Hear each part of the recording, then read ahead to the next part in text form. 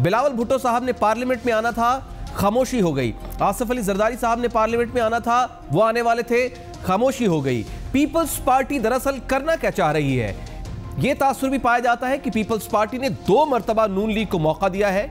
एक धरने के दिनों में, और आपको याद होगा एतजाज अहसन साहब की यादगार तकरीर ऑन रिकॉर्ड है, वो असेंबली के मनाजिर जो थे ऑन रिकॉर्ड है। दूसरा, टीओआर के मामले पर भी सॉफ्ट कॉर्नर नजर आया, टीओआर का मामला सही नहीं हुआ।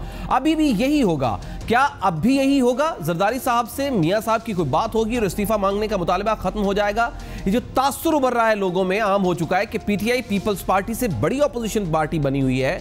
पीपल्स पार्टी दरअसल पीटीआई के स्टांस को कैश कर रही है। वही मुतालबात जो पीटीआई करती है वही पीपल्स पार्टी बाद में कैश करने लग जाती है।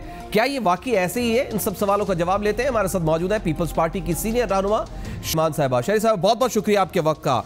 कंफ्यूजन एक फैली हुई है, पाकिस्तान पीपल्स पार्टी वजीर आजम से मुताल्लिक जरा क्लियर कीजिएगा। सबसे पहले क्या स्टांस ले रही है, उसके लिए पीपल्स पार्टी ने क्या फ्यूचर स्ट्रेटजी बनाई है? शहरी साहिबा जी, अभी हमें रद्द-ए-अमल भी इशू किया है स्पेसिफिकली इस तकरीर का। जो नंबर 1 अजीब सी बात है कि वो कह रहे हैं कि मुल्क को मीना बाज़ार बनाया हुआ है, यानी कि अदालत को आप मीना बाज़ार कह रहे हैं। और अगर अदालत के बाहर और पीआईडी यानी हुकूमती वसाइल को इस्तेमाल करके किसी ने तमाशा बनाया हुआ है तो वो उनके वज़रा और उनके गाली गलोच ब्रिगेड है, जो रोज़ निकल के अफसोसनाक एक तर्ज़ अमल से दोपहर में 3 प्रेस कॉन्फ्रेंसेस करते हैं, जहां सिर्फ उनकी एक वाहिद स्ट्रेटजी है सीना जोरी, बजाय इसके और इल्ज़ाम तराशी दूसरों पर एक अग्रेसिव पोजीशनिंग कि हमसे कैसे जवाब दें। बेसिकली ऐसा लग रहा है कि ये अपने आप को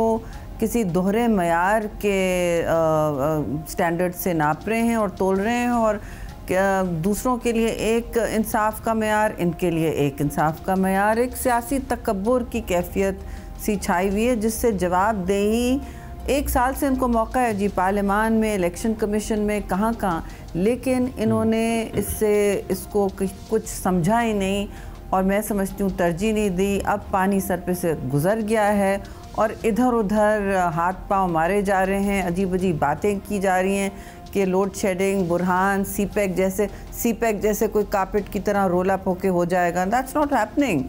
और क्या कह रहे हैं कि कल 0 लोड शेडिंग हो जाएगी कल से अगर ये रह जाएं तो।